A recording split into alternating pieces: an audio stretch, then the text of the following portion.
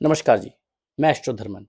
किसी भी व्यक्ति का पांचवें घर में बृहस्पति बैठा है। पांचवा घर क्या होता है? संतान का, हमारी पढ़ाई का, शिक्षा का, हमारी सोच का, कलात्मक सोच का, हम अपने जीवन में कितना कुछ अचीव करेंगे जो हमें भाग्य के द्वारा प्राप्त होगा उसका।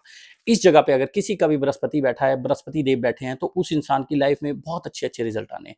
ऐसे इंसान को अपनी जिंदगी में क्या करना चाहिए? ऐसे इंसान को ज्यादा कुछ नहीं करना चाहिए, फोकस करना चाहिए, आध्यात्म की तरफ जाना चाहिए।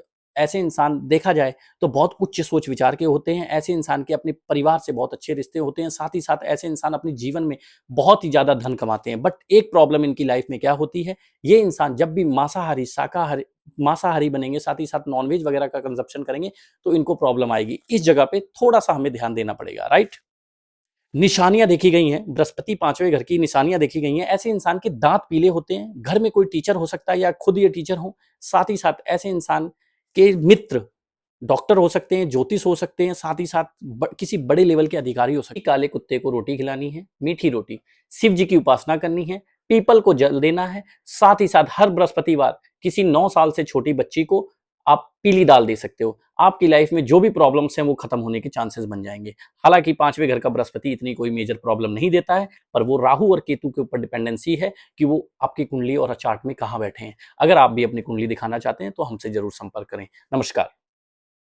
नमस्कार जी, राधे राधे। बृहस्पति छठा भाव। बृहस्पति छठा भाव, किसी भी व्यक्ति का बृहस्पति अगर छठे भाव में बैठा है तो ऐसे इंसान की जिंदगी में क्या प्रॉब्लम आएगी?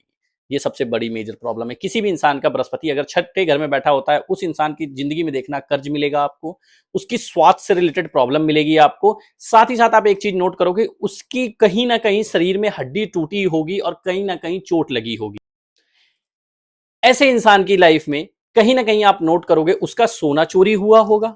उसके जीवन में कुछ ना कुछ ऐसा काम हुआ होगा जिसकी वजह से उसके काम चेंजेस हुए होंगे। छठे घर का बृहस्पति हमेशा काम चेंजेस कराता है।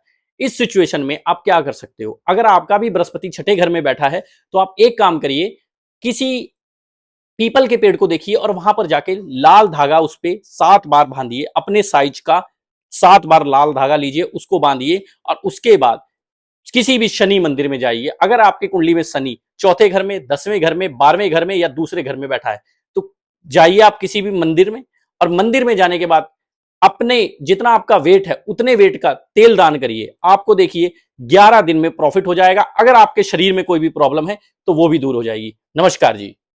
नमस्कार जी, राधे राधे। मैं एस्ट्रोधर्मन। क्या आप वही हैं जिसका बृहस्पति 7वें घर में बैठा है? हाँ, शायद आप वही हैं, इसलिए आप ये रील देख रहे हैं। जो इंसान बोलता है मैं अपनी जिंदगी में तरक्की कर गया मेरे विवाह के बाद और मेरी वाइफ मेरे साथ है तो मेरे लिए बहुत बेटर है, तो उस इंसान का बृहस्पति 7वें घर में बैठा है। ऐसे इंसान जिनको लोग बोलते हैं कि ये अपनी औरत की हर बात मानता है, तो भाई मानो, क्योंकि आपका बृहस्पति 7वें घर में बैठा है। अगर आप ऐसा नहीं मानोगे तो आपके तलाक होने के चांसेस हैं। इसलिए बोला जाता है जिस भी जातक का बृहस्पति 7वें घर में बैठा है उसको अपनी होने वाली पत्नी की या फिर पत्नी की हर एक बात माननी चाहिए।